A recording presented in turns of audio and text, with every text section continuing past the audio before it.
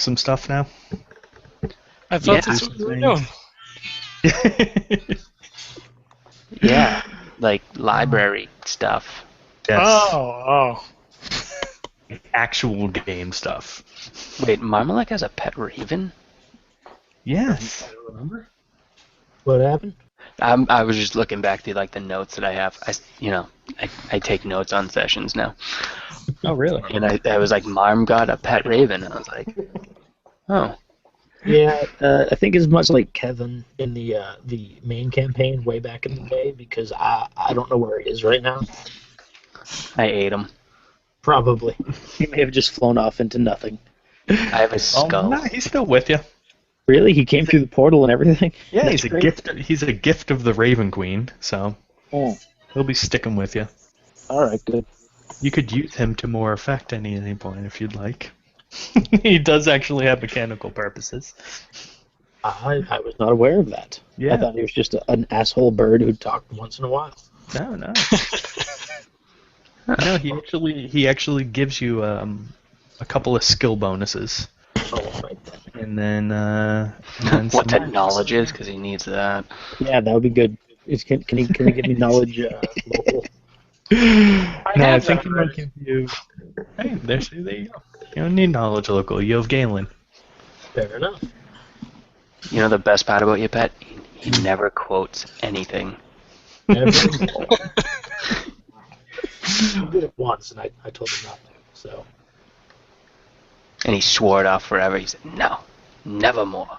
Never. I saw a picture today that was two ravens sitting on top of a fence, and it was captioned with attempted murder. Wow. God. That's awesome.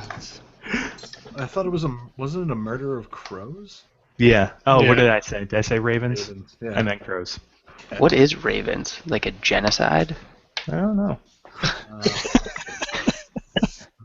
To the Google.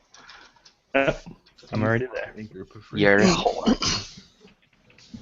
An unkindness. What the fuck? Ooh, I like conspiracy better.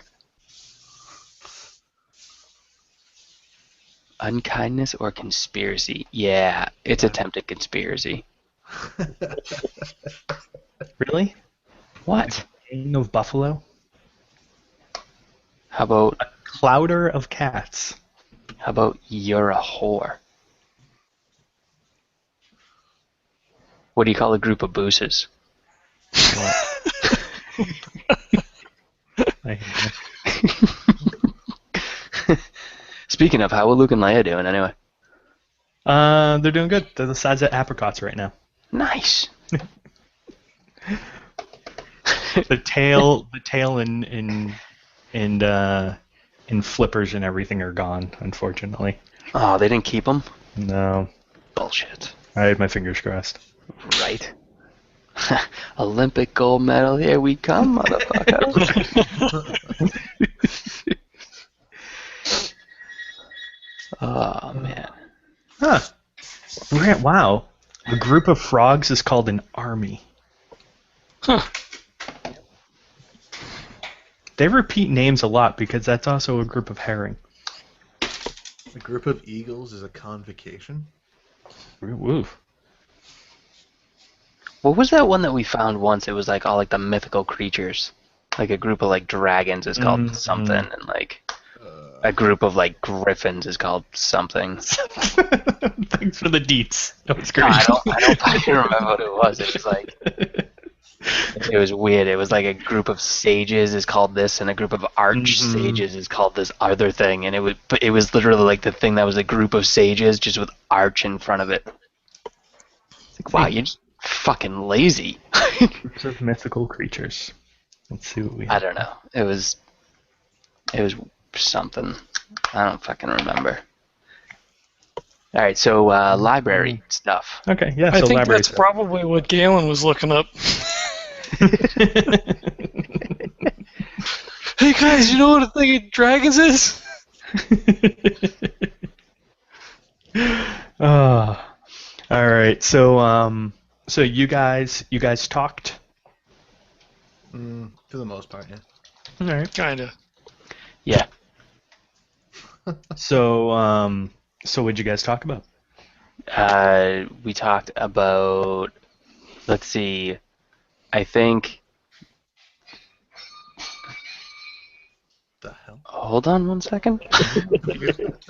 People sound like someone dropped a wrench on a cement floor. That's exactly what it sounded like.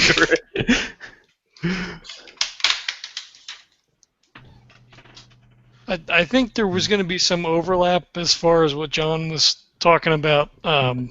He wanted to research because Galen, I think for the most part, kind of was along the same vein. Like he would be interested in what was going on with the Raven Queen and what was going on with Gloomrot, and then and kind of what we were talking about. I was thinking that the gnomes would probably have told a lot of stories to the kids around the campfire. So I was thinking, maybe just generic stuff about magic and then possibly about elves.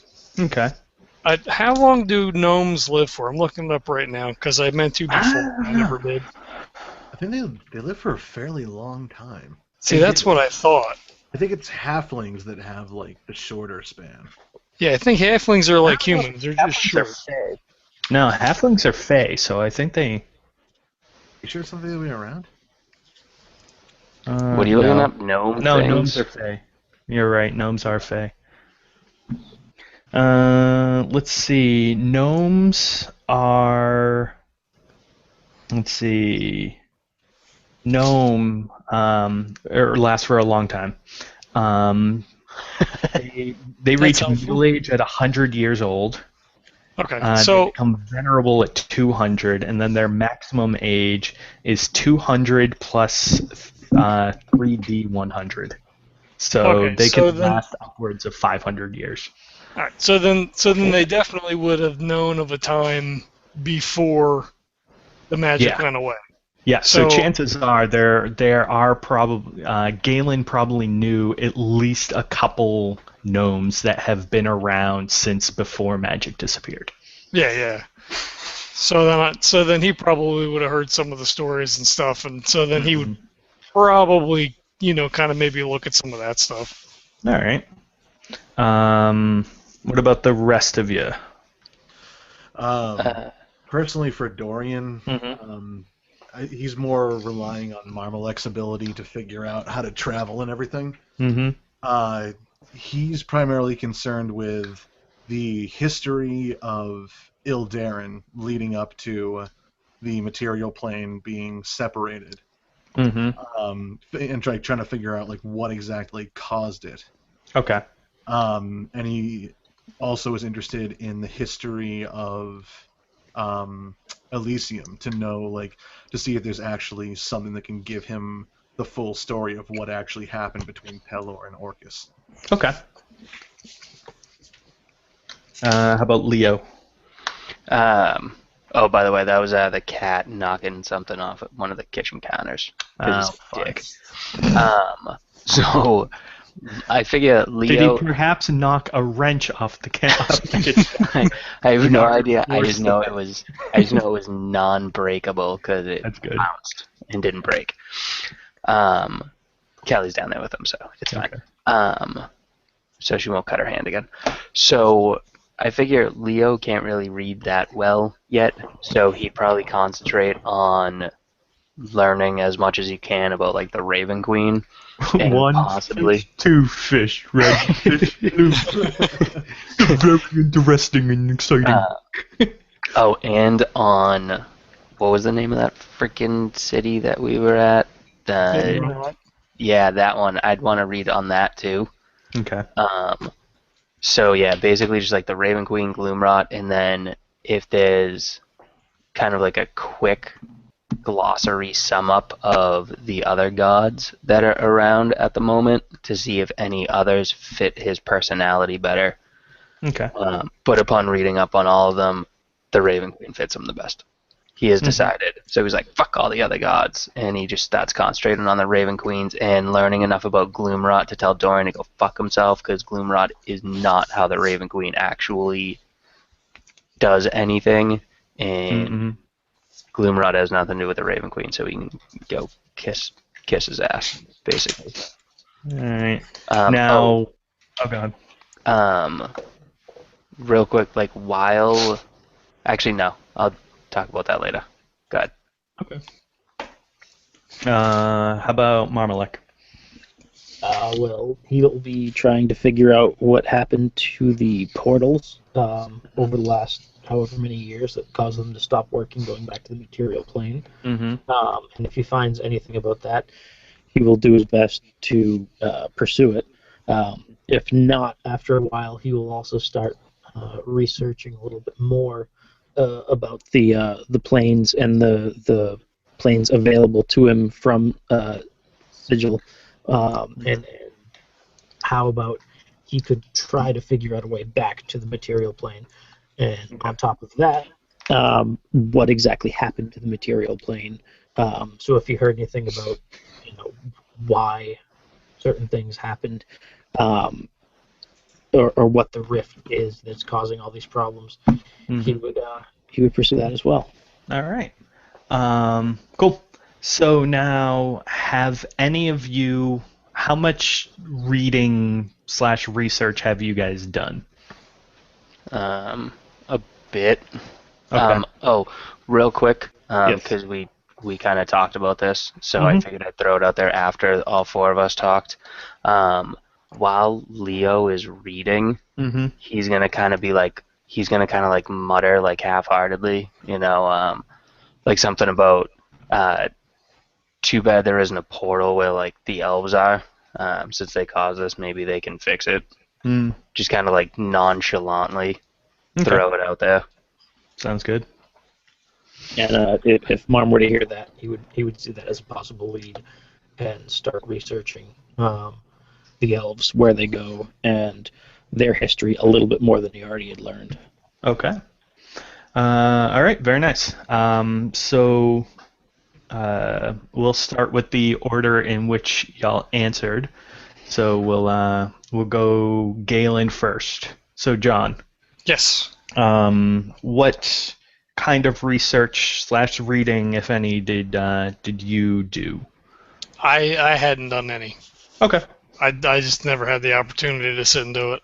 That's totally fine. In that case, I can answer any questions that you have right now. So let's see. You said that you were looking at Gloomrot, correct? Mm-hmm. So there is that link that I just threw up in the chat. Yep. So that will pretty much give you most of the information that you need for them. There is a pretty extensive library in terms of the other planes and in specific areas within the planes. So you'll be able to find a section on the Shadowfell and then find a book or two about Gloomrot, and any subsections of people that you're looking for within it. Okay. Would he have been able to find anything about the way that we were treated when we came in? You know how the guys, a lot of the people either looked down on us or kind of were more wary of us because of our association with the Raven Queen. Would he Yes. be able to turn up anything that would kind of shed some light on that? Because he never really asked. Sure, yeah. So amongst his reading, you'll kind of discover that there is a pretty heavy political struggle within Gloomrot. So let me just bring up my notes here.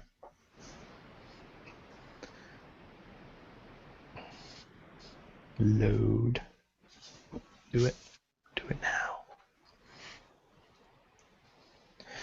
All right. So first off, there's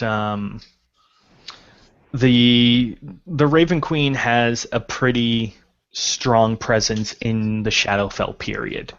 Right. Being the the queen of the dead, basically, and the controller of such. So she has a presence everywhere. but her presence is probably, I wouldn't say the weakest, because it's not that she doesn't hold power in Gloomrot. It's just that her presence is not as strong or as large in Gloomrot. Okay. So primarily, most likely, the people that you ran into at the beginning were obviously the city guard. And come on, load! God damn it! Google Docs is taking forever to load this stupid thing. All right, here we go. Mm-hmm. Scroll up. Scroll, you whore.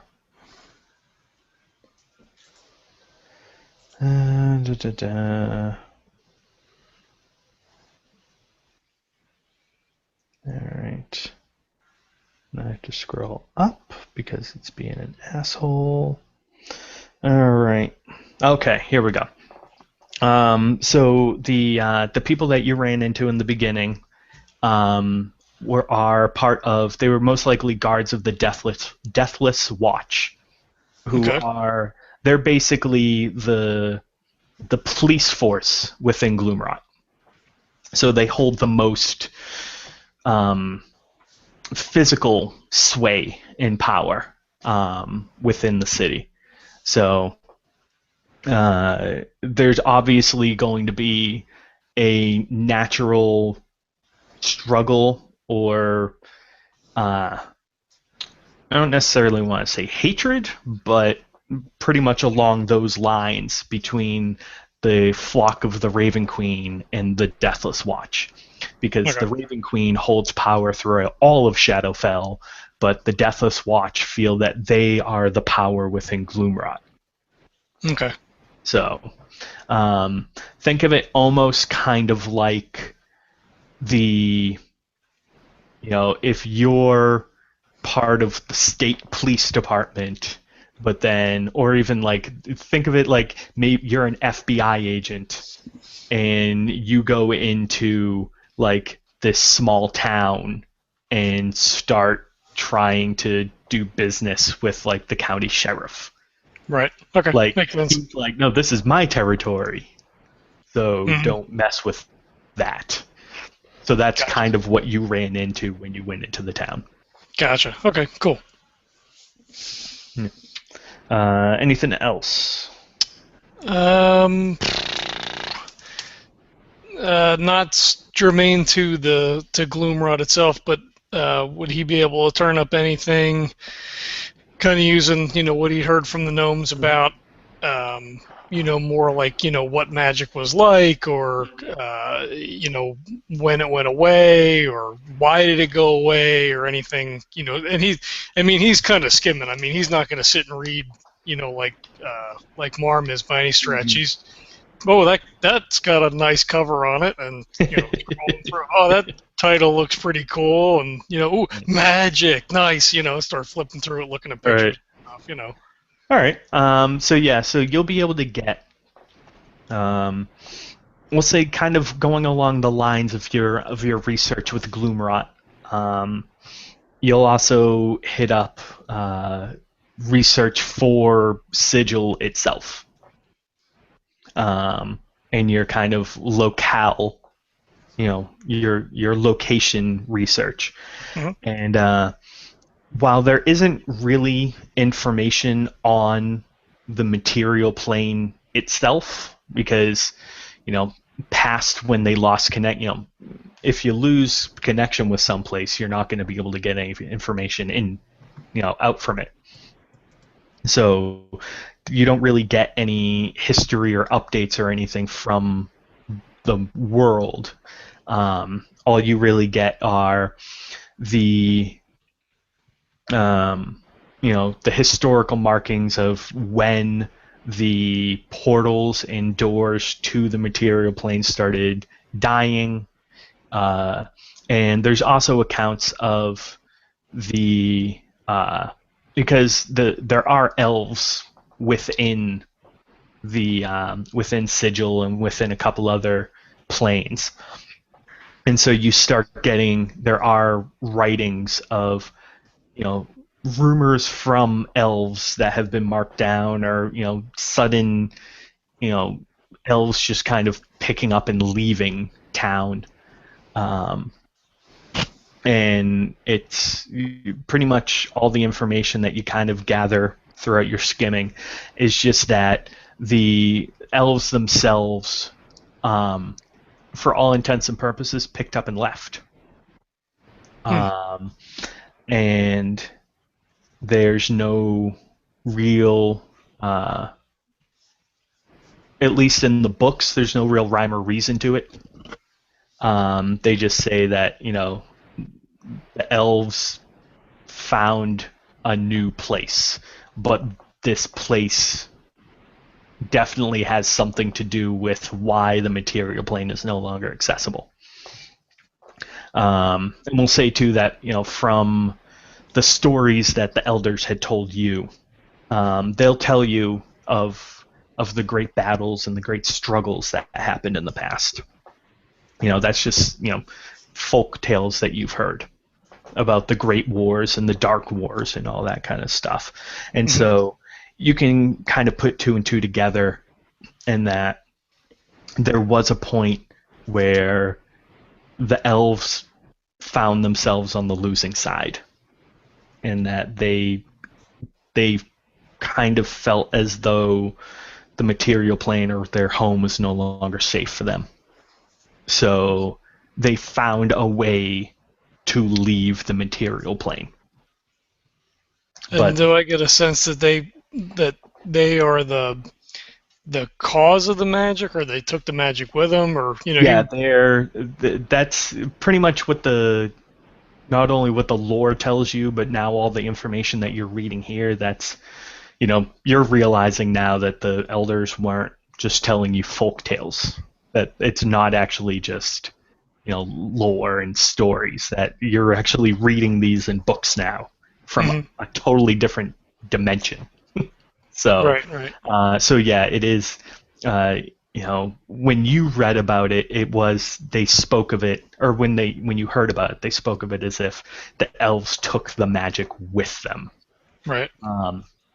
But what you're getting here is more of a sense that they were the catalyst. They weren't the creation, they weren't necessarily the cause, but they're what started it. So something they did started the chain reaction of magic and leaving, and kind of the separation of the world.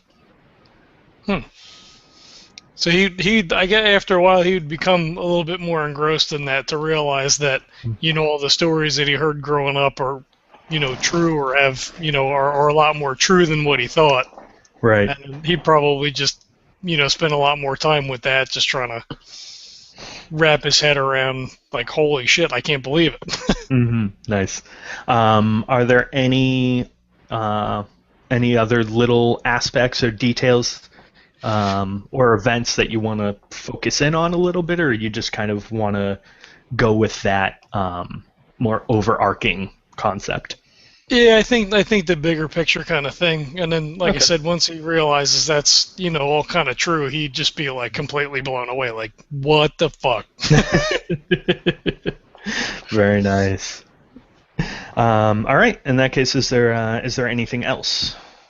The only other thing that might pique his interest is because he followed Brando Barris. If now that he's a servant of the Raven Queen, if that would have any ill fortune for him, since it's a world of, at least grew up, worshiping, the gods, even if they didn't appear to still, have a hand in things. It's just sort of like superstition aspect, like, oh, am I going to get screwed now? Like, I turned him away, but I didn't really, because, like one of those kinds of things. Well, let's look up that really quick. Yeah, and I mean, in terms of religion in this aspect, one of the things is mainly is that it's almost like, and the one thing I always like to think about it as is more of the Greek or Roman gods. Okay, so, that, so back there's a when- hierarchy so- or whatever.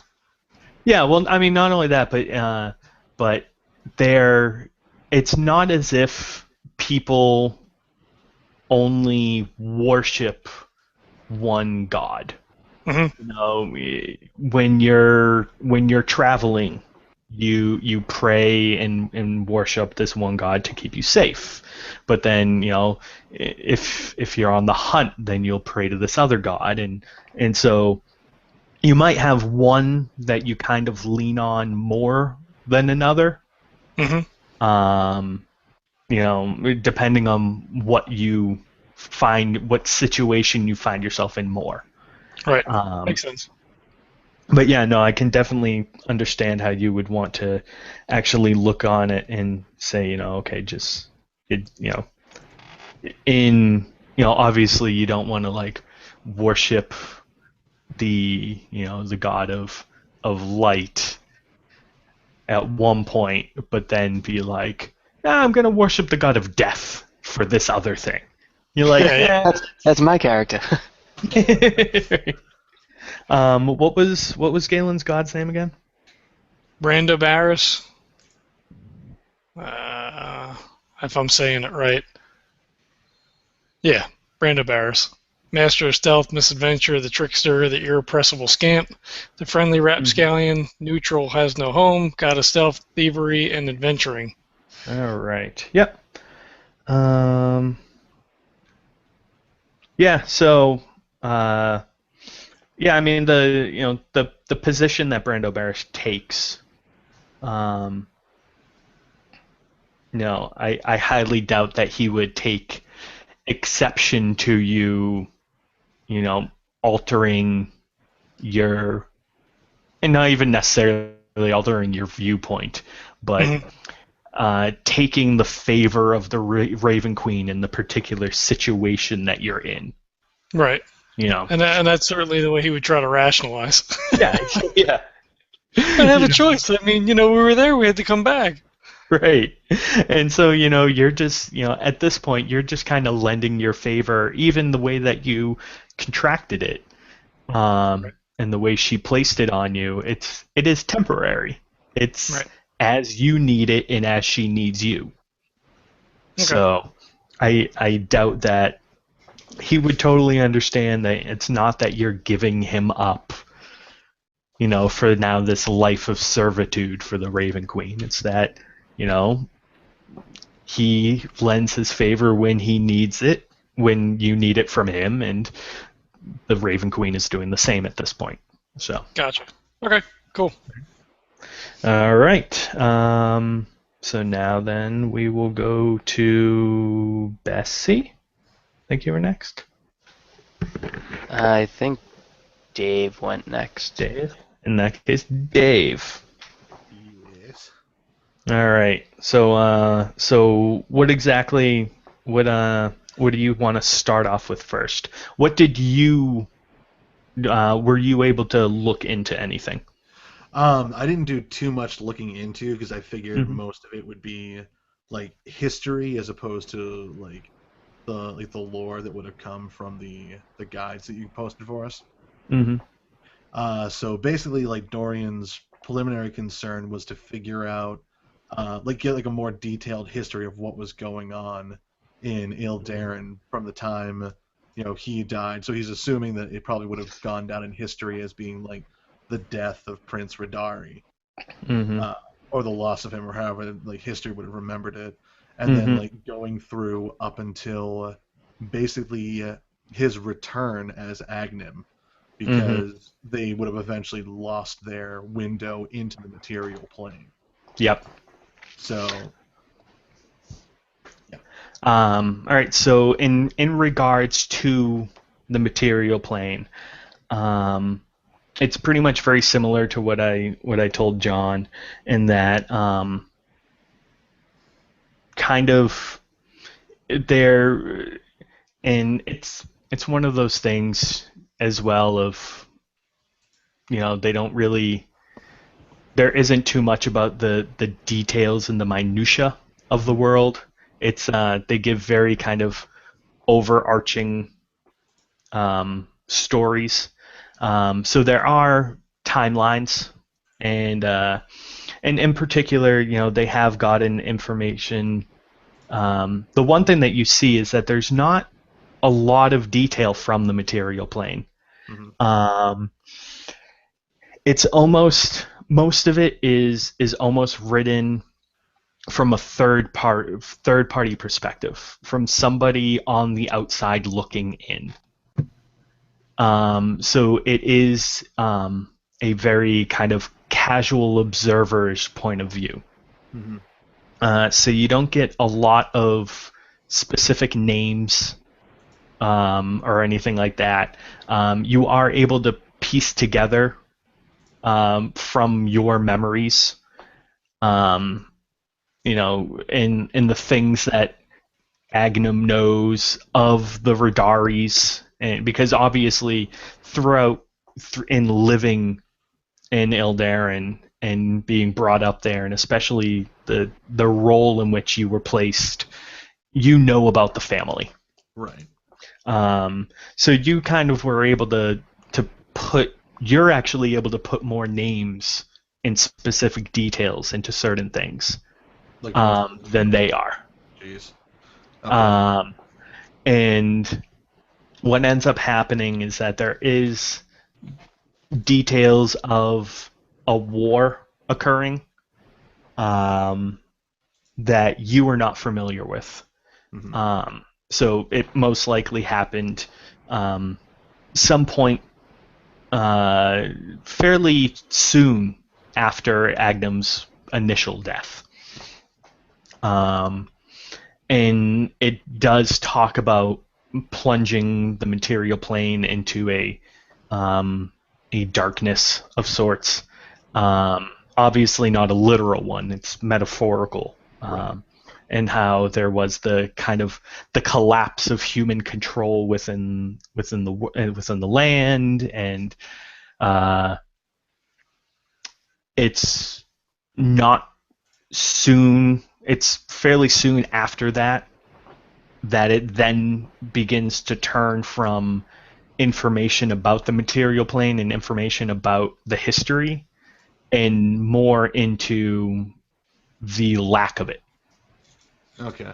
So it instead of saying, okay, and this war happened and this faction fought this faction, and it soon quickly turns into, we have no more sight into the material plane, and we have lost contact with it, and this is the speculation of this theory and all that kind of stuff. And then very soon after that, it kind of ends altogether, and then jumps into another catalog of book completely. So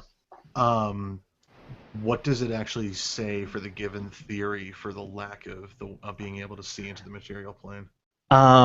There are a couple of ones that have a handful that have thus been unfounded or kind of turned down. Mm-hmm. As more information came in. Pretty much the going theory is that there was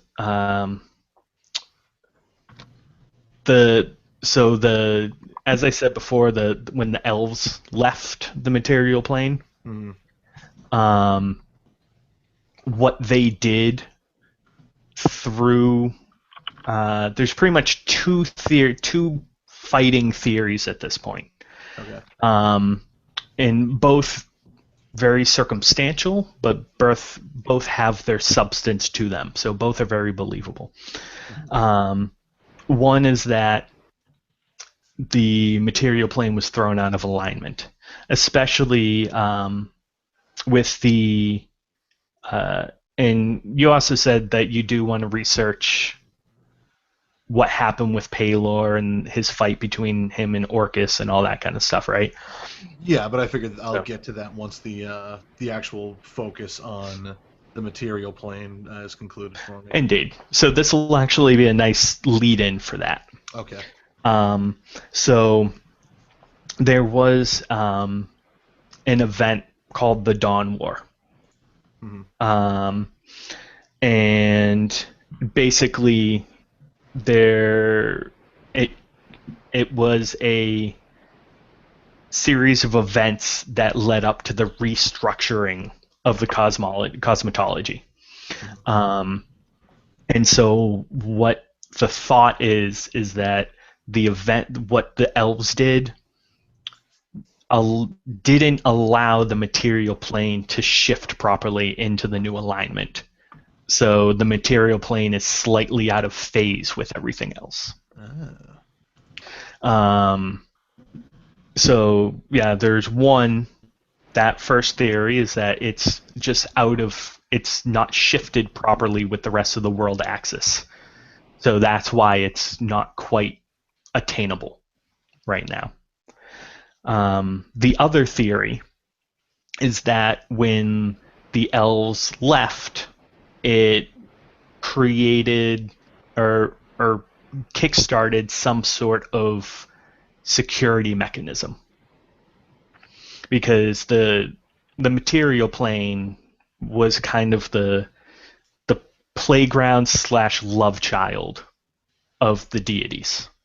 Mhm. You know, that's they while it almost think of it, it's kind of like God in a sense. You know how God has his angels Yeah. that he created to serve him, but then he created humans Mhm. as his true children. Right.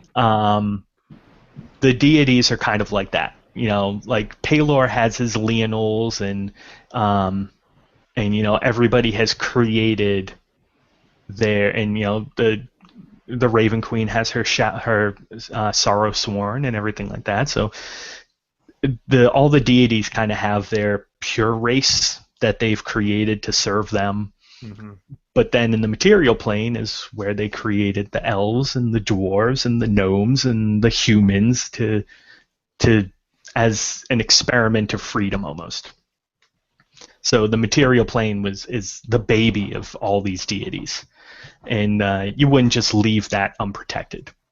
Right. Okay. So the second theory is that there is some kind of security that got put into place, and when the elves did what they did, it turned that security on and kind of put it almost as if, you know, dropping the steel shields, Okay. and made it so that nobody could get in or out of the material plane. Mhm. Now, as part of this research, Mhm. does it happen to mention where exactly the elves might be? That nobody really knows. Okay. There are theories as to where the elves might have gone, Mhm. but nothing has been backed up with any facts.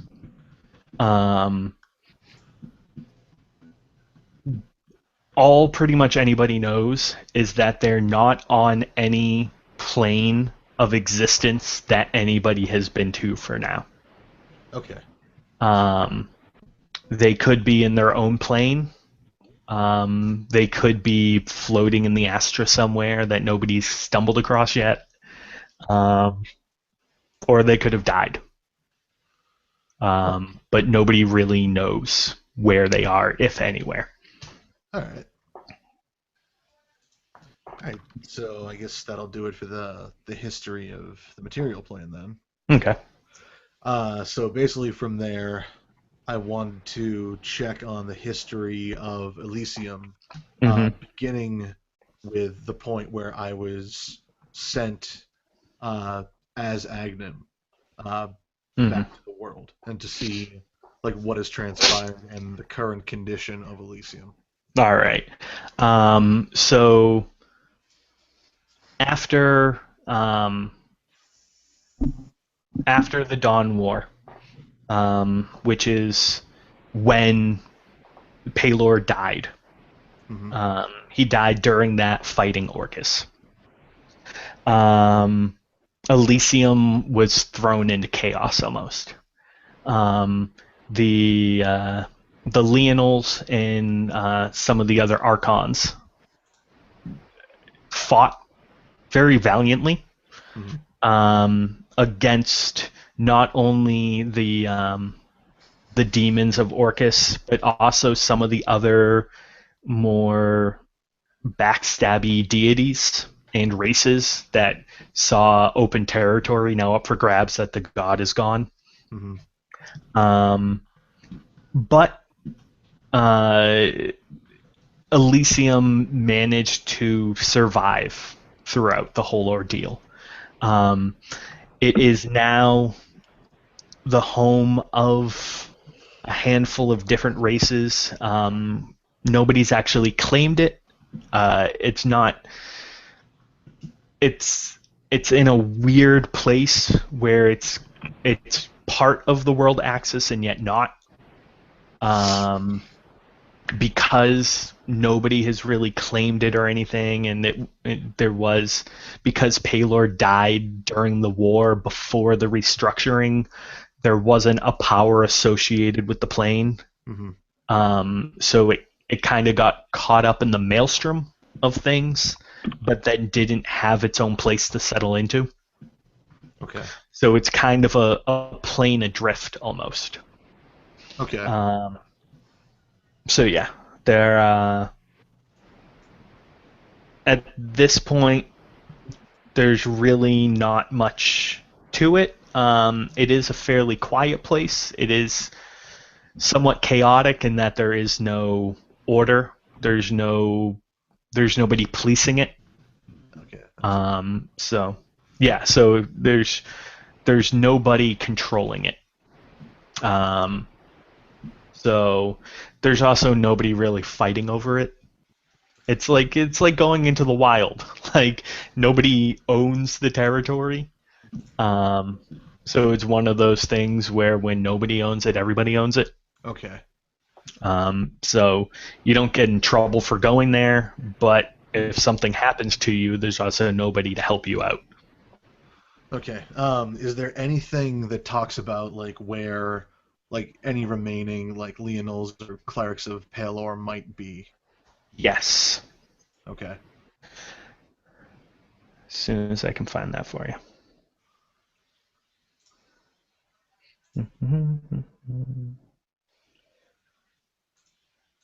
Let's see here.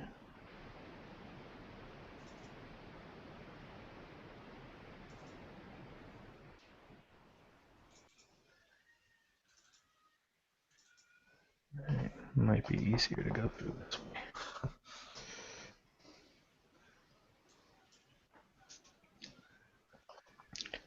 I have too many tabs open. I don't even have this many tabs open when I'm working. Jeez. That's fantastic. All right. All right. Very nice. Now where is this? I have it written. All right, I do. Very nice. All right. So, pretty much his people have what remaining servants of Paylor have gone to Hestavar, the Bright City, which is located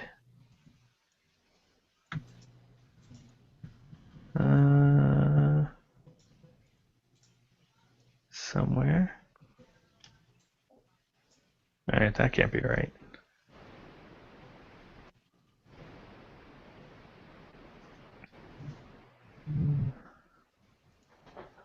Search, damn you.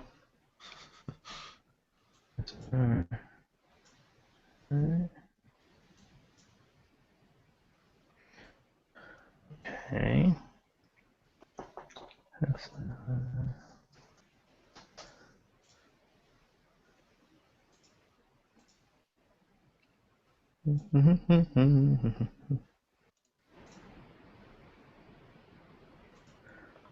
Sorry, my computer is being really laggy right now for some reason. That's All right.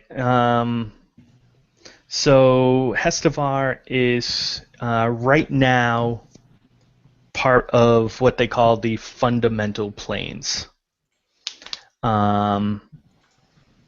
So it is basically part of the. It is right now kind of floating within the astral sea. So if you ever looked at a map, they call it the world axis for a very good reason. The way they've basically mapped things out is that you have on the east and west side, you have the Shadowfell and the Feywild, which are the the lands of dark, and then the lands of nature. And then to the north, you have the astral planes, and to the south, you have the elemental planes. And so Hestevar is a plane within the astral sea.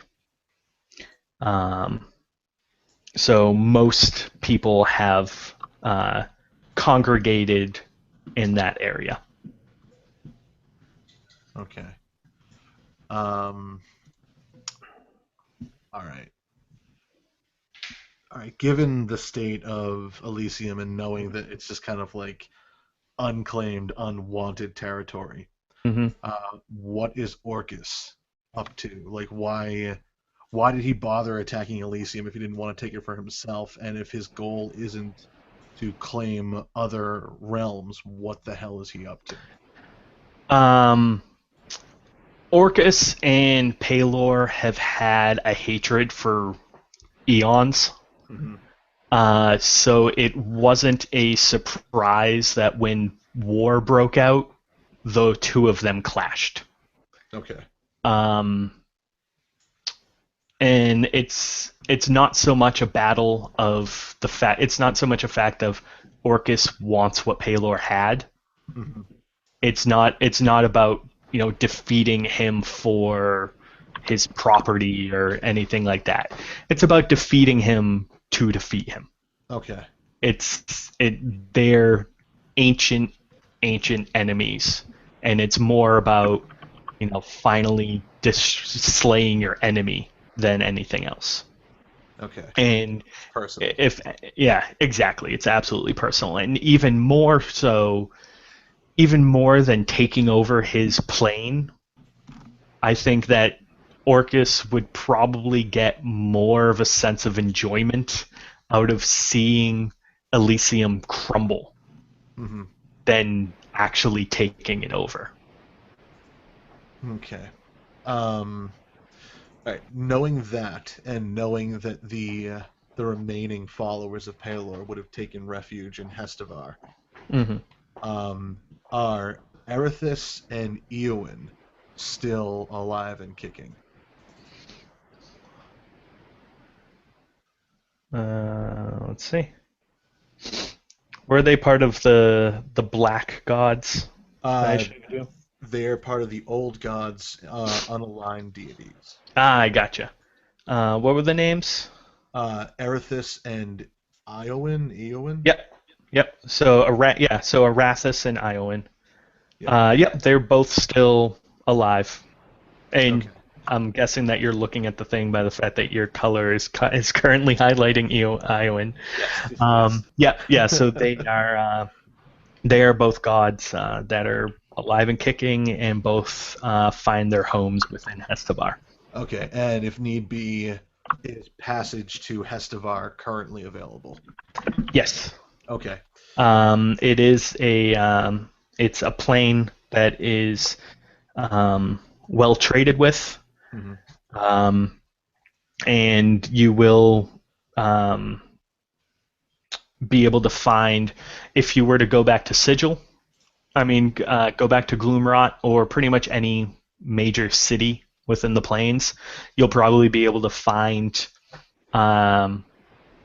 passage to Hestevar, or seeing as you are in the city of Doors, chances are there's a portal or 100 to that plane as well.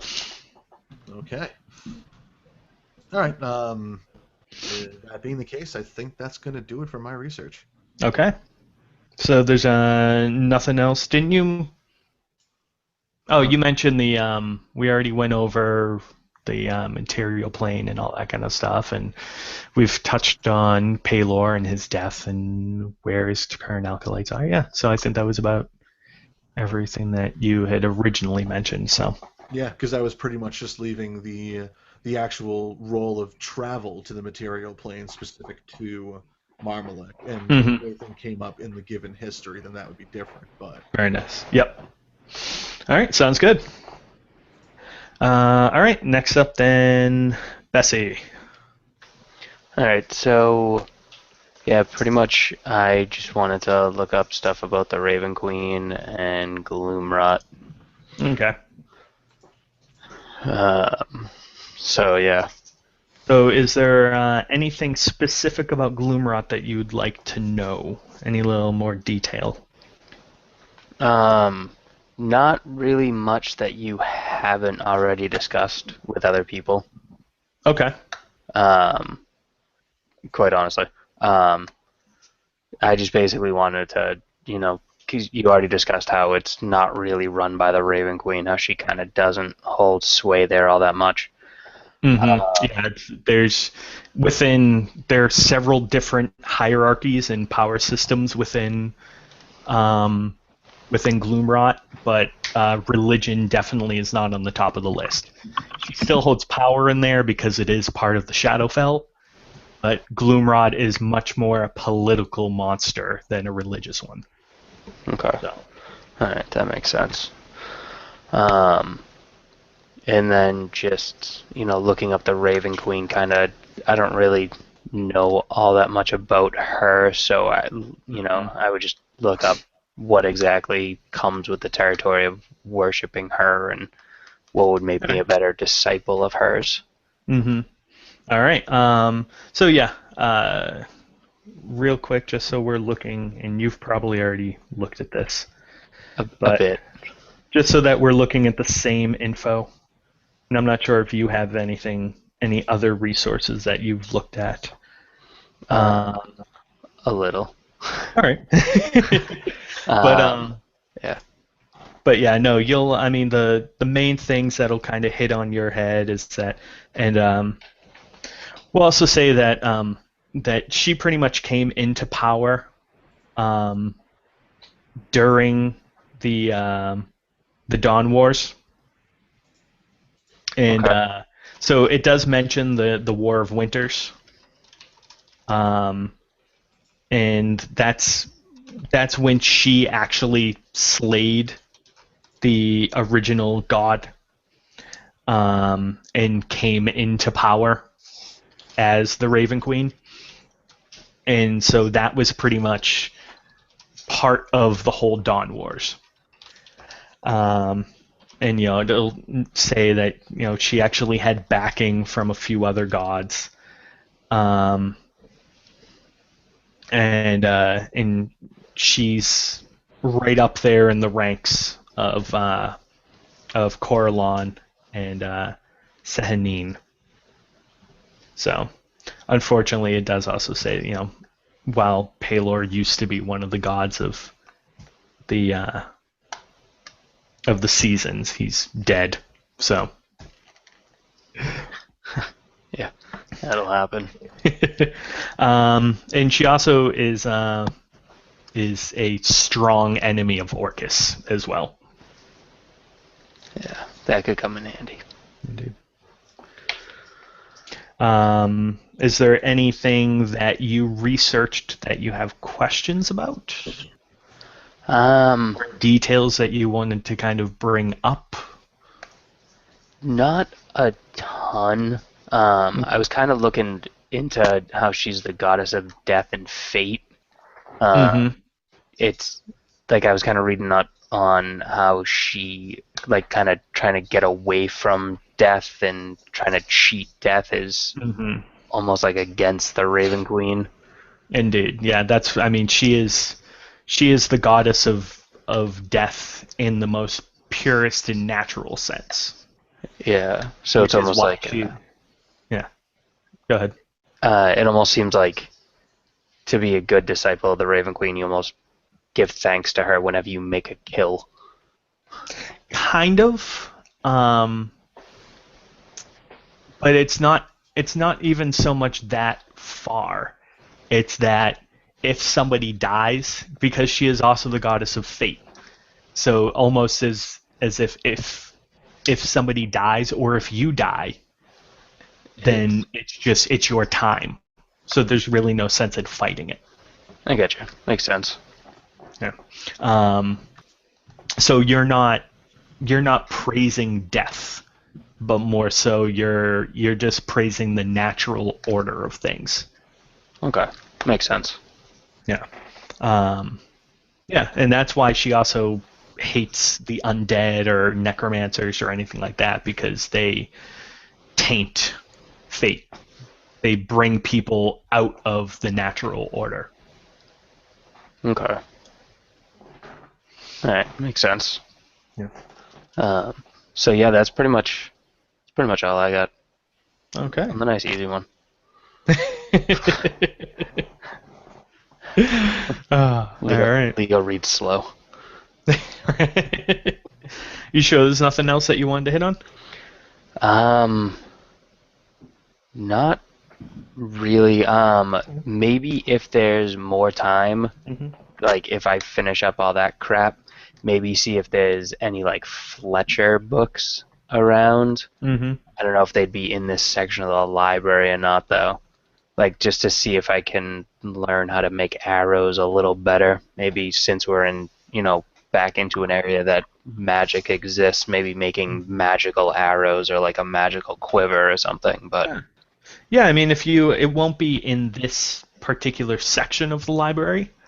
However, there are several sections that you could also visit as well that could give you information on that. So. Right, yeah, I'd probably wander off once I finish reading. And they're just kind of still sitting there. Right, I'm going to the bathroom. Yeah, pretty much. Very nice. Yeah, so you'll be able to, touch on, if at first, like you said, you look at fletching and different techniques and all that kind of stuff, and then you have seen magic about. You've seen people with floating floating carts, and and you yourself have transited planes with runes drawn on the ground. So magic fucking exists now. So yeah, if that's also something that you want to look into, with things that people have done, techniques of magic that people have put to the cause that you are looking into, then absolutely you can. Yeah. Probably to narrow the focus a little bit, he'd probably focus more on just how to pack more arrows, how to just kind of like, that's his one biggest worry, is running out of arrows. Nice. So packing more into a quiver, or making a a quiver that creates arrows of its own, or something in that regard. Indeed. Let's see what we have. Have you already looked at this? Nope. Are you lying to me? No, I swear to God, this was like you know what? I haven't talked as long as everybody else. What would Leo look up if he did have free time and a library of information?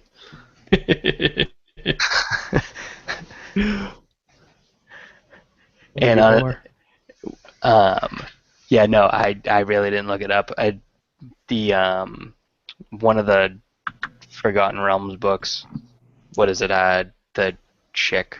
What the hell is her name? Alona. No, How do you pronounce it?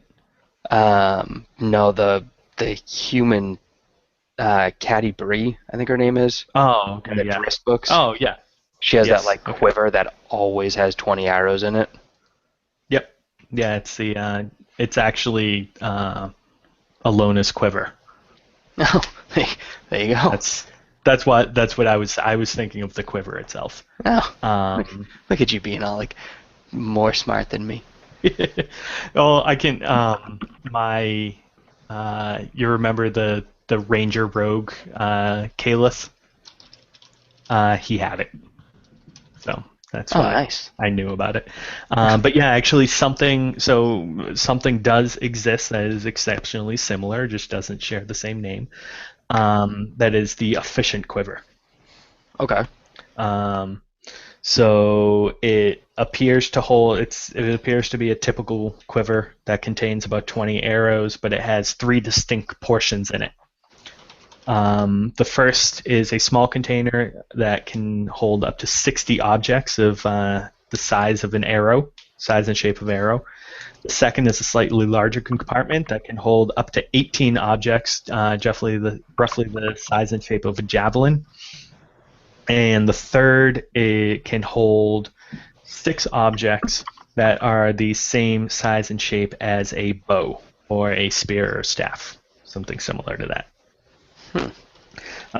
Once the owner has filled it, the quiver can quickly produce any item she wishes that is within the quiver.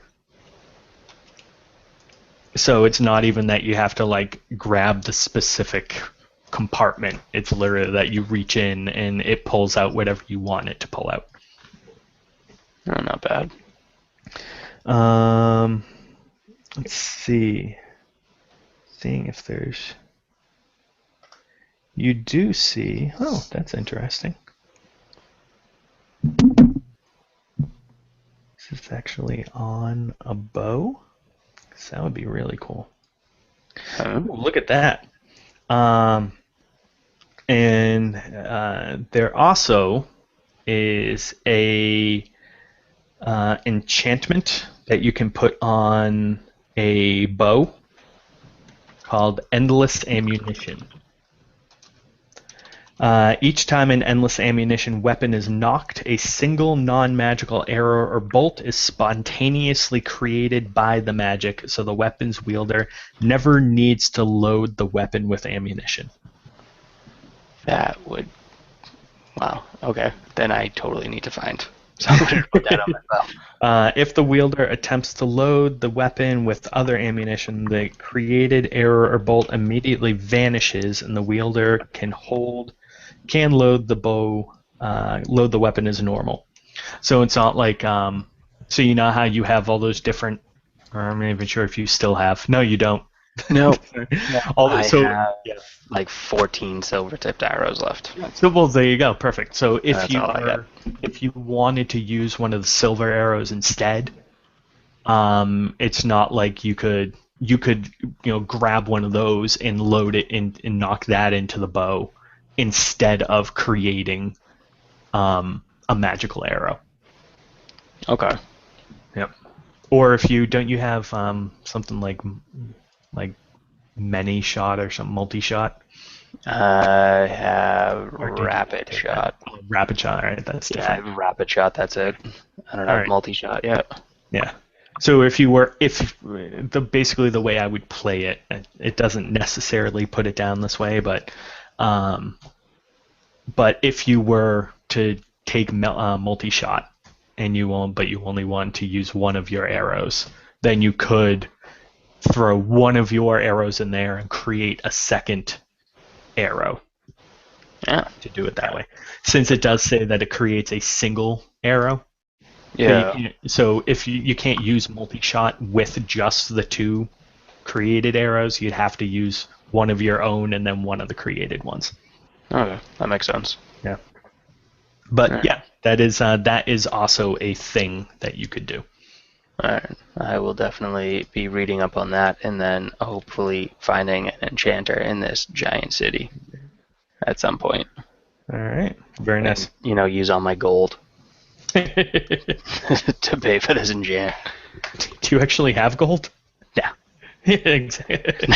No, not at all. Nice. But yeah. But yeah, no, those are 2 possibilities. Alrighty. Sounds good. All right. Very nice. Anything else? That will be it, sir. Right on. All right. One quick. Okay. Is Dave on the line? Yes, I am. Okay. I got your message. Okay. Okay. All right. Next up is Al. Okay. Well, quick question. Have we been, during the time of research, have we been coordinating with each other and sharing what we've learned? Have you? I assume so, but If you guys like, then you can, by all means. I figure if we're all in the same room, if any of us read anything interesting, we'll be like, "Oh, look at this! Look what I read." Plus, you all probably go back to the same boarding house. I'm guessing. true. Okay. So then, as my initial research would be about finding a way back to the material plane, which, based on everything that I've heard tonight, has basically been saying, it's really not going to happen immediately. You're going to have to find a way around it. Actually, one real quick. I'm going to cut you off for a second, only because my coffee just made it through my system. So talk amongst yourselves. I'll be back in a minute. Okay, then. Alrighty. Considering that Marm is a pretentious asshat, what do you think? Based on what we've talked or what you guys have talked about so far, I feel like he'd pick up on some things. But is there anything that you guys would want to stress to Marm a little bit more than other things? Honestly, everything I've been researching wouldn't be of any benefit to you, I don't think. Like I'm sure anything would have been brought up about like the elves and stuff like that, and the two theories about how they caused it. To say nothing of the fact that it was actually they who caused it. Yeah, so honestly, I don't think there's much about my personal research that would lend anything to what you're trying to do. Fair enough. I mean, Galen just might be kind of like, Morm, holy shit, did you realize that, blah, blah, blah with the elves? Like, he'd just be blown away by the whole thing. Like, I used to hear all these stories, and, did you know that? You never told me that. All right, I like that. All right. And Leo, anything? Probably not about like the Raven Queen or anything like that, but I'd probably come like running back with like the book that I found about like the bow and and be like, Marm, you can totally do this, right? You drew all like the things on the ground and made the portal appear, and you could totally do this, right? Yep, I could. All right. Fair enough. Time to have a little fun and see how much info I can get. What the fuck did I just miss? I just found out one of the pains of noise-canceling headphones is that they hurt your ear when you wear them for a while. Yeah. Yes. I also found out as one thing I did not realize, I didn't even think about it, but when I was in my conference call today, is that when I am wearing noise-canceling headphones, I lose control over the volume of my voice. Wait a minute. Just when you wear noise-canceling headphones. Are you sure about this? It's even worse when I'm wearing the headphones. Oh, I feel so bad for the people near you. Right. And on the other side. Amanda was sitting on the couch, and when I got off, I took the headphones off, and she's like, "You've turned into your mom." Because my mom doesn't know how to use a cell phone. She doesn't realize how sensitive the mic is.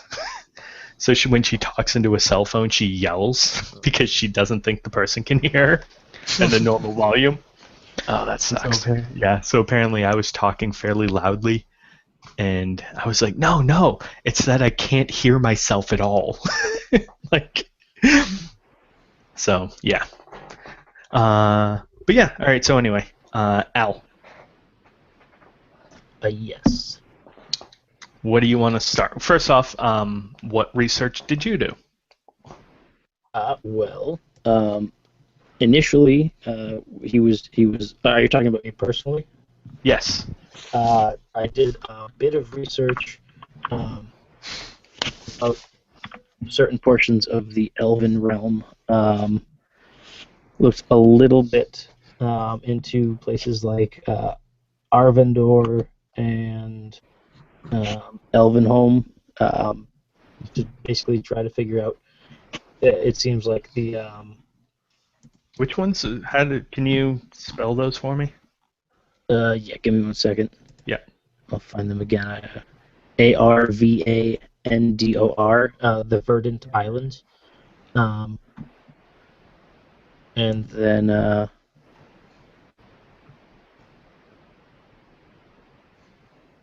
edit. Oh, okay. Arvindor, the Verdant Islands. Yeah. That is. Oh, all right. That's in the Elvenholm, in the which is FOC. apparently the place where the upper elves go for afterlife. Mhm. So I figure if we're on the dark side of things, we should, in theory, be able to get where everyone else goes. And in doing so, we should be able to figure out what happened, or at least talk to someone who understands what happened and how to fix it. Gotcha.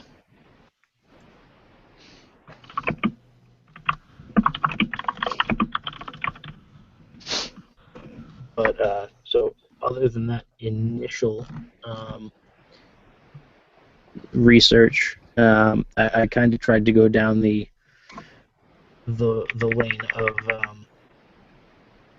really just basic material stuff, and I didn't find anything that I really thought would be too helpful. Okay. And then with I'll be the judge of that. okay, and then with John's character, Leo talking about elves, he just focused more on elves after hearing that. Okay. So if the elves were the key to it, he would have searched a lot more about finding where they ended up. Okay. So how would you like to go about attempting to find out where they are now? Well, I would have liked to, if not find a book, research and talk to someone around who would be able to point us in the right direction to find one of the portals to actually get to Elvenholm or one of these alternate planes to talk to someone a little bit more knowledgeable on what the elves did Okay. and how it could be All right. fixed. Do you want to do any research into the history and actions of the elves here? Or do you want to wait until you get to Arvindor? Well, it would be initially he would want to understand where they had come from and what their overall purpose was on the material plane, and then how they left, where they went, if possible, to find out, and then from there he would actually talk to someone because he would want to know as much as he could about something so he could speak about it reasonably intelligently. Okay. All right. So let me go into my notes here.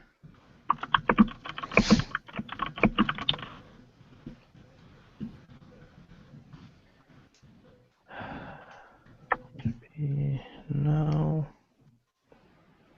No. So I'm trying to find my... Here it is. Okay.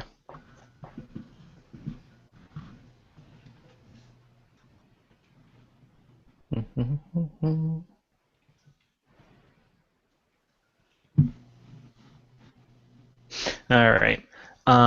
So the one thing that you are lucky with in terms of your research is that the elves are one of, if not the first race of the material plane, of the mortal world.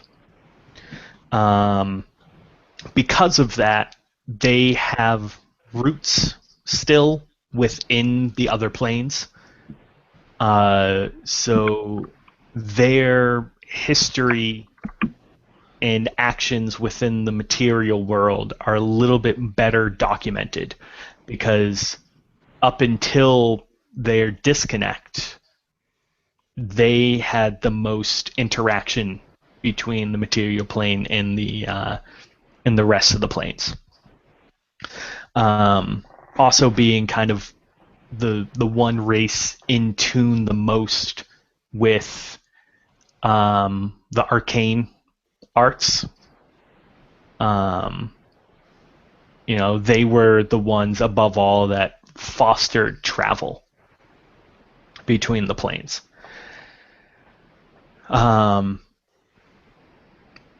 So where information is lacking about, say, the dwarves and the gnome society, and especially the human society,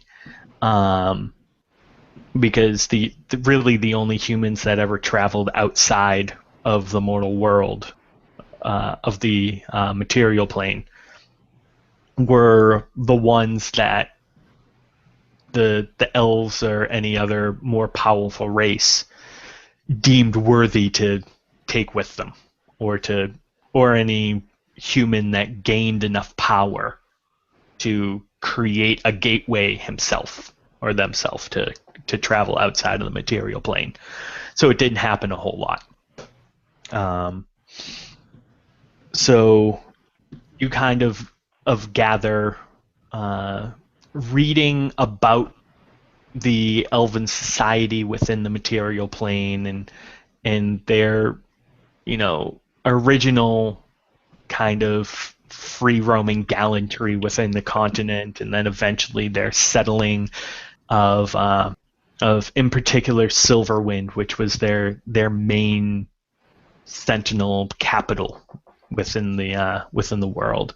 And they did have a couple other little points here and there. They had Farpoint over to the east, and they did have a couple of tribes up towards the northern sections of the world. But predominantly, if elves gathered, they gathered in Silverwind.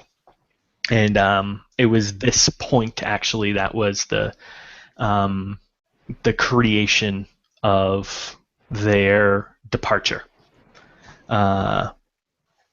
So there are one of the things that you read up about is that Silverwind actually did have a defensive mechanism that had been built into it, that had been kept up by the more powerful mages within the society for generations, for thousands of years.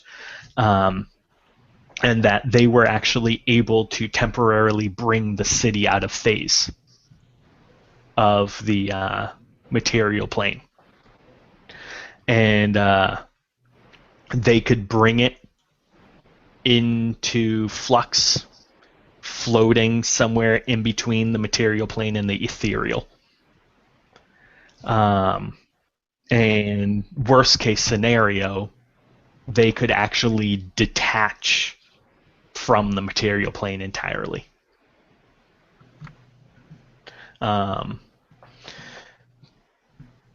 So that's probably in the going theory, and it's pretty much assumed as fact now, of them detaching such a large portion of the material plane from said plane is what caused the rift, and what and like I told Dave, the two competing theories right now is they both fork from this one event. So there's really no debate over the fact that this is point zero. Okay. So, what is debated upon now is where the elves are. There's pretty much only 3 places that they could be. They could have created their own plane, floating somewhere within the astral sea. They could be somewhere within the ethereal realm. Or they could be in some alternate pocket dimension. If they are in the Astra, that means that they're part of this dimension, so they're reachable.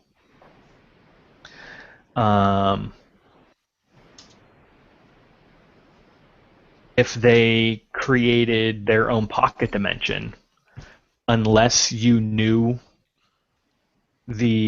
for a lack of a better phrase, coordinates, very similar. You know how in your book of planar travel, right? Mm-hmm. That you got from the library, it had very specific runes to those to those planes. It's the same thing with a pocket dimension, is that if you have the rune that they used to create the pocket dimension, you can travel there. But without that rune, you have no way to get to that dimension at all. Okay. Double check on the ethereal. I just want to double check to make sure that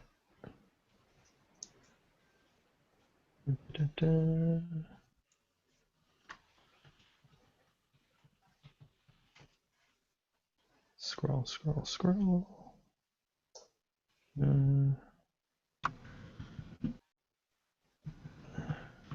All right. And the one thing now that is an issue is that the only other place they could have gone to was the ethereal plane. However, in the restructuring of the cosmetology, the ethereal plane was destroyed.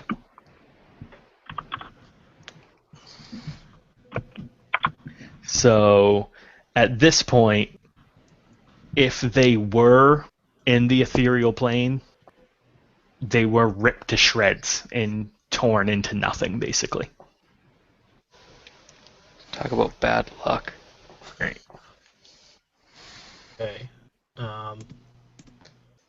Now, the only other thing that he would have researched a little bit more would have been, aside from the elves, basically what they had experienced and what they had gone through. So he would have looked into the seals of Eurynome, or however you pronounce that, Eurynome. Eurynomy? Yes, Eurynome. Okay. Knowing that they had gone through the 7 seals, and that she was the one who had set in place all of the the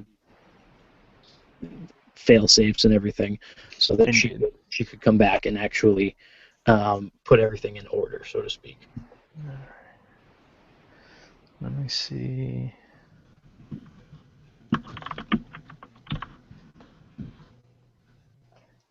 I'm guessing, is that in the Plains crib plane sheet? one? Yeah, all right. Yeah. Seals of Eurynome, and then right under it is seal of Amoth. It's about 2 pages, 3 pages in. Yep. I just want to double check what the crib has to a more expanded info that I have. All right, here we go. Okay, yep. So there is. You remember those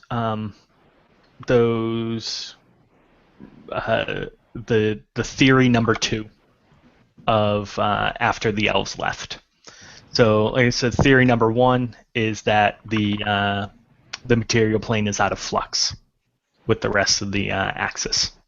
Theory number 2, fail-safe device. There are basically within the second theory 2 prevailing sub-theories. And they have to do with these 2 sets of seals. So there is the seal of Eurynome, who, as it says, she was the, let's see here, where's my thing? All right, so she was basically the mother of the material plane. She is the one who is given credit, basically, for actually creating the world. And now, all the deities and the elements and the elementals, especially the primal elementals, put everything there. They create the building blocks, but everything was in chaos. Eurynome was the one who organized everything and actually made it a habitable place. And so she, wanting to protect her creation, put into place these 7 seals. And they were supposed to protect the material plane against invaders or anybody that would wish to do it harm from the outside. So they're basically, in reading upon it, as it says, that they're, if you were to ever break the 7 seals, it would release a guardian that could reinstate order within the plane and help protect it. So that is much more of an offensive mechanism than defensive. So nobody's quite sure what activates these seals, whether or not they're always active or if they're dormant. So if they do have kind of an always on situation, or if they just wait for something to happen, and possibly what could have happened is that they lay dormant until something massive occurs, and that something massive could have been the elves pulling away a chunk of the material plane, which sent the entire plane into lockdown. In which case, you could break the seals, and hopefully the Guardian could fix it. The one problem with that is that in order to break the seals, you have to be on the material plane. Mm-hmm. Because that's where the seals are located. And in reading it, you realize that there is a separation between the seal of the 7 that you guys went through, Mm-hmm. and these seals of Eurynome. That they are 2 completely separate things. Okay. Now, would he be able to read up and find out where Eurynome is supposedly existing now? Is she available if you were to go to the right place at the right time? Let me see. My initial reaction is going to be no. That she is one of the. She is almost a god before god type situation. So I want to say that she no longer exists. However, we will double check with that.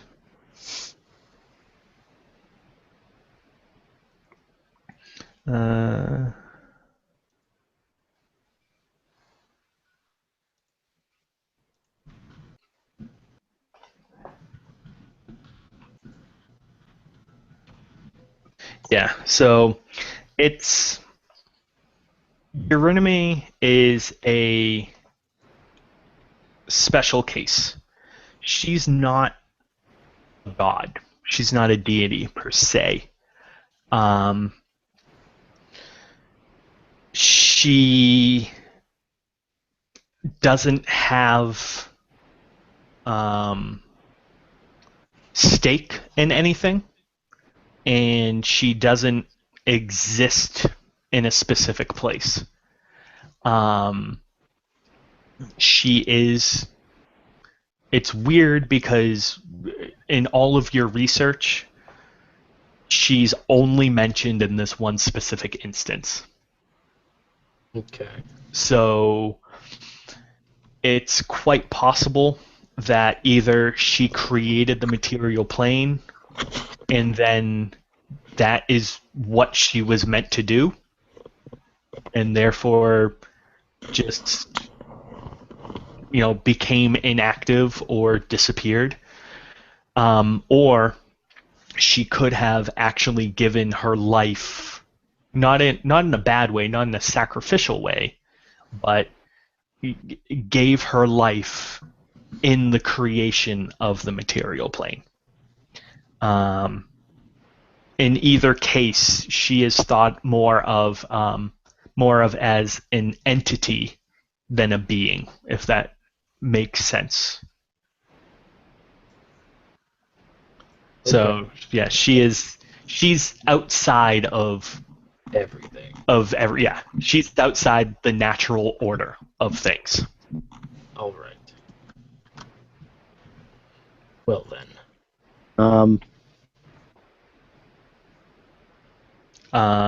So the only other thing you said, you had mentioned the seals of Amoth as well.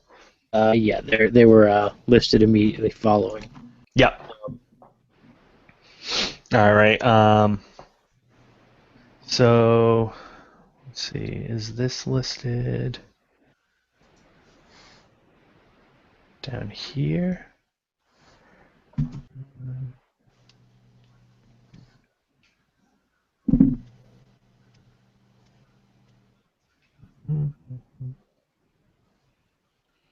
All right. So let's see.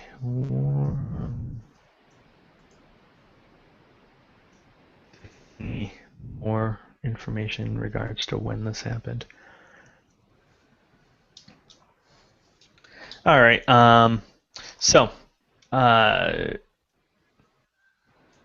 we'll just say we take a page from George Lucas, and long ago, in a place far away.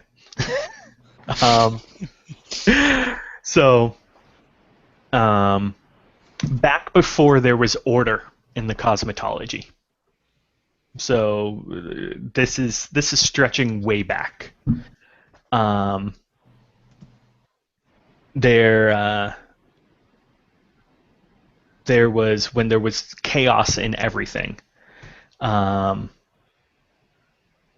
there did still exist the planes, just not in any sort of order.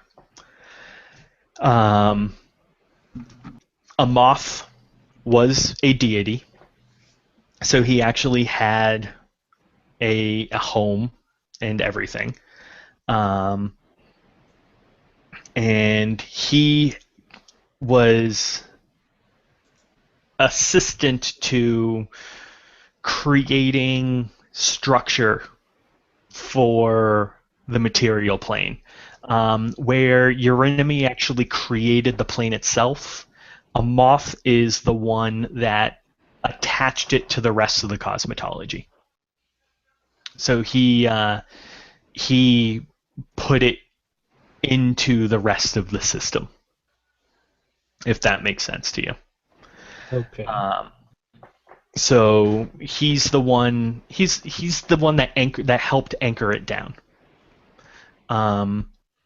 So in reading with him, he helped contain the material plane and the energies within it. Help set structure to it within the rest of the planes.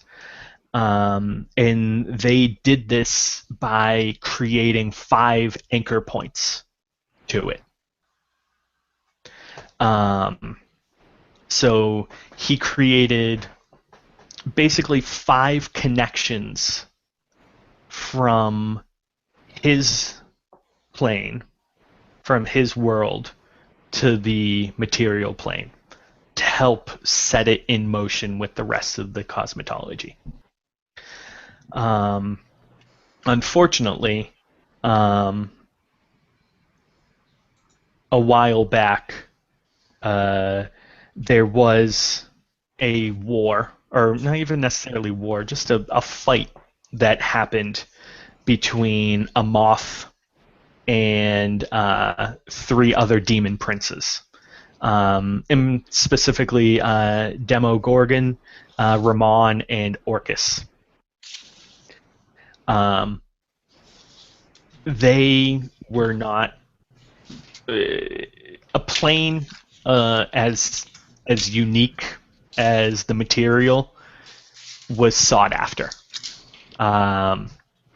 and so they attacked Amoth in order to take control of the material plane. Luckily, he had, with the help of a few other deities, they had set up protection, and so the demons were not able to get into the material plane. However, in the fight, in the battle, Amoth was killed. And it was the going concept, and pretty much even you can find writings of this, because they're, Sigil has connections to everywhere, including the elemental planes, and the world of the devils, the plane of the demons, is connected to that. So it was the demons' hope that they could get the secrets of the bridges out of the mind of Amoth before he died. However, Orcus, being his, very go-getter self, destroyed Amoth before they could get any secrets from him. So it's kind of Orcus's fault that the demons weren't able to get into the material plane and take it over in the beginning. But at the same time, lucky for everyone else who ended up living there. So, so where is Moth's plane? Is this somewhere?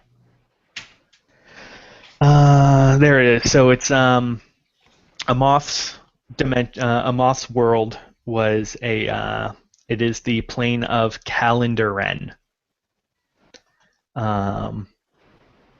Ever since his death, it has been basically plunged into darkness.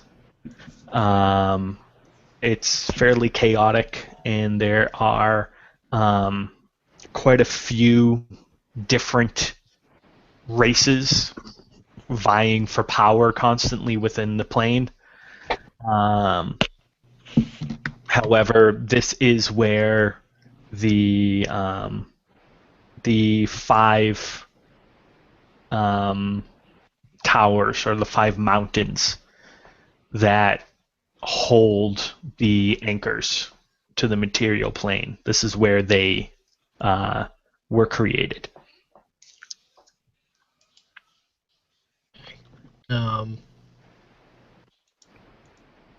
Does it say anything about? I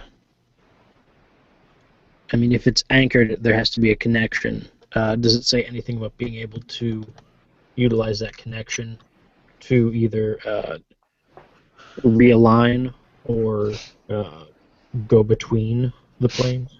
All right, I will send you.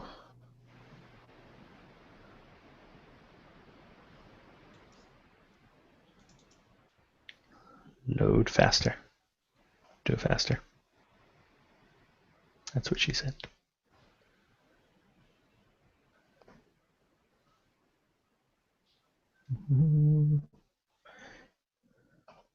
History. All right.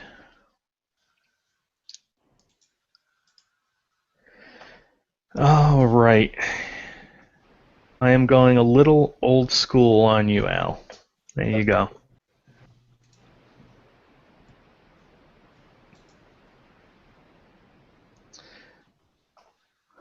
So, there are the 5 mountains in Kalendaren that hold the anchor points, right? Within the material plane, there are the 5 pillars. And these are the connection between the material plane and Kalendaren. So there are 5 gates. There's a gate for each pillar. And each gate is protected by a guardian. And each guardian was hand-selected by a deity. So let's see, the 5 deities that have control within these pillars. Let's see, there is a champion of Pelor, a champion of Weejas, a champion of Coralon, a champion of Tiamat, and a champion of Moradin.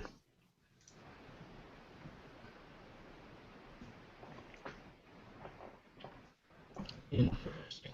Okay. And so there are, like I said, there are these 3 champions, these 3 guardians. Sorry, 5. So these 5 guardians that protect the gates. Basically making sure that both nobody passes or tries to open the gates from the material plane or from Kalendaren.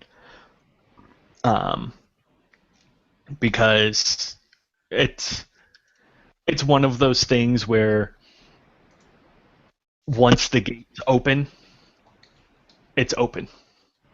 So it will create right now the planes are separated, right? And as does every single plane. All the planes are disconnected, right? They're islands in and amongst themselves. But opening the gates will create a connection between these 2 planes.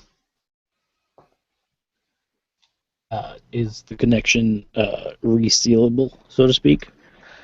It is only resealable by the people who put it in place or someone of equal power. So basically, gods created them, only gods can close them. And it's also a possibility that only gods can open them, but they do speak of ways to open the gates. Okay. And having obviously recognized that there would be a champion of Palor, kind of have some experience with one of them. Does it have a name for them? Oh yeah, there are these people are revered. They are almost demigods in their own right. They have given up their eternal lives to serve this one cause. Okay. So then for Palor, I think I'm reading it correctly, it would be Corin? Yep. Okay. Well then. I have to ask someone about if they know Corin.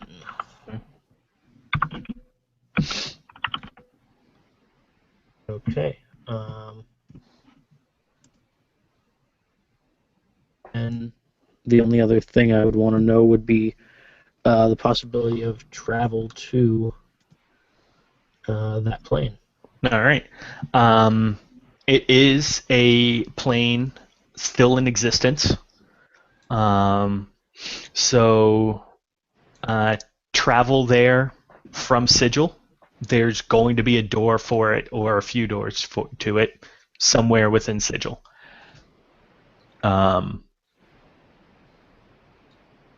Because it is a more chaotic, it's an uncontrolled plane. Travel to there probably is not going to be very desired. There's nothing there of wealth or substance except for war. So people don't really say, "Hey, can I, get a pass to Calendaran?" And people are probably going to look at you a little funny, but yeah, it's definitely a place that you can get to. Okay. Fair enough. I think that's pretty much as far as he would have gone, Okay. at least initially, without going and talking to someone else, or at least trying to hunt down someone who has experience with a little bit more travel between the planes, through the portals, and a little bit higher knowledge of what the travel between the planes entails. Okay. Scope. All right. So basically, your next step now is getting to another plane. Exactly. Okay. All right. Anything else from anybody else then? Nothing for me. No? Something else that might have sparked something, or? No? All right. No. Well, Can't was think of this all anything. being said out loud while Marmalek was studying, or? He would be trying to tell anyone who was willing to listen about the cool shit he was learning, especially about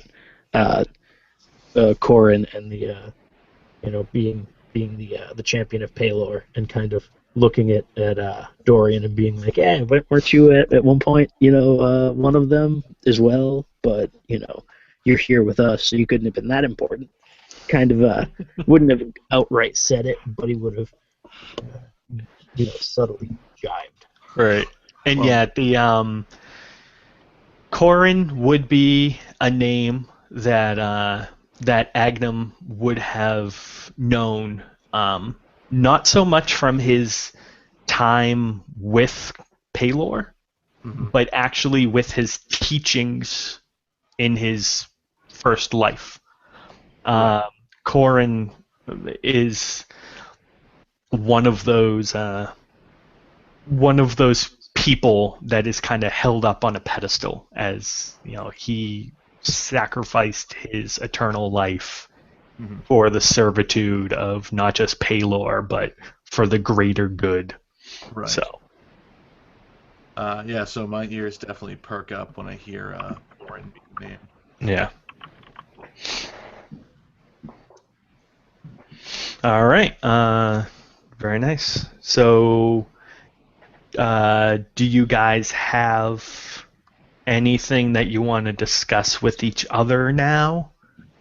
That you have a little bit more details, and I have you guys all here. Or is that something that you'd rather do in character afterwards? Like as far as like information that we've learned, or Yeah, is there anything that you want to share with each other and kind of hash out a little bit in terms of everything that we've just gone over?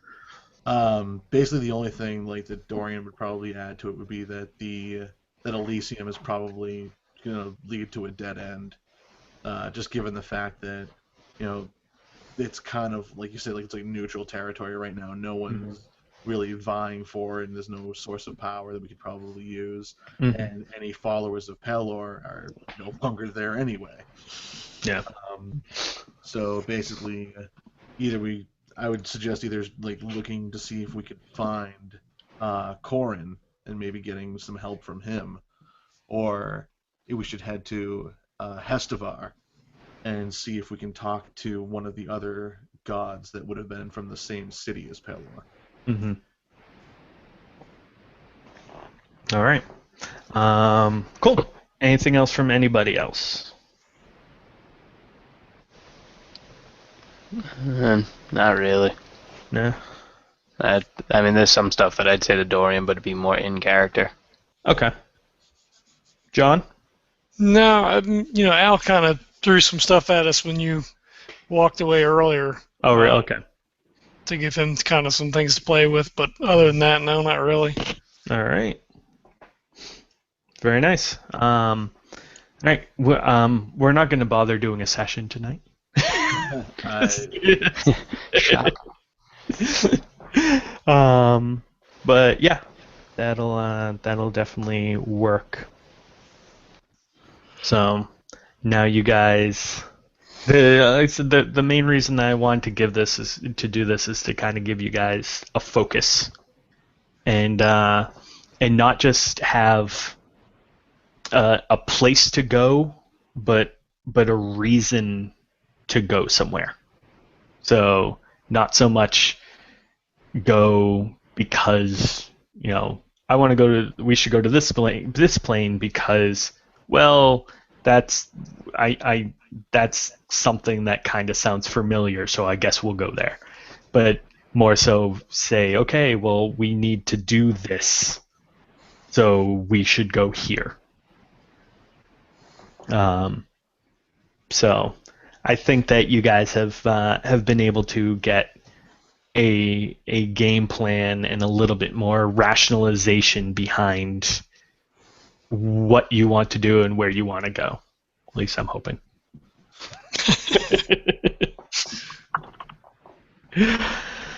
All right. Cool. Good job, guys. Mm-hmm. Yay. Interesting. A lot of information to take in. Yes. Yeah. Yeah. A bit. Yeah. Well, also too, as you can see from the link that I threw Al of the last one, that is a 3 or 4 year old information. So, oh shit, I created that post December 27th, 2009. Wow. So that is 5 years old. That's like when we first started playing. Holy shit. It is. Yeah. So yeah. so there's I didn't want to. That's especially why I wanted to do this in person. Quote unquote. So that you guys, I could direct information for you and tell you what's relevant instead of just sending you off into the ether of the internet. And you guys are like, oh, I found these 57 websites. Or like just have no clue really where to hone in and look for stuff. So I That hope makes sense. Yeah. But that's why I didn't look to do a lot of research, because I figured exactly. I don't have a ton of time and then have to, like you say, go through 57 websites to try to figure out, well, is any of this relevant? Right, and especially where Galen really was looking at world-specific stuff and not, like wiki information. Right. So. Well, and it's kind of hard too, because he's like, as a player, yeah, I want to know, but as a character, it's not his thing. I mean, he's he's kind of along for the ride, and it takes quite a bit of introspection to get him to kind of move in that direction. Yeah. That's why I pictured Galen more as almost as a helper, as looking up information that he heard other people looking up. Right. Well, so I tried to key it on things that maybe would have more personal, like, well, why were those guys dicks when we went in there? Whatever, because he's not, it kind of makes it hard to do it, because it's like, Indeed. I don't know that he would, he kind of has to care, because, geez, now we're stuck in some other plane completely. Like, what the fuck is going on now? Right. We were dead, now we're not dead. So, maybe there's something to all this stuff. Indeed. No, that's why, I totally understand why you made it more not about what's affecting Galen. Yeah. it totally made sense. So.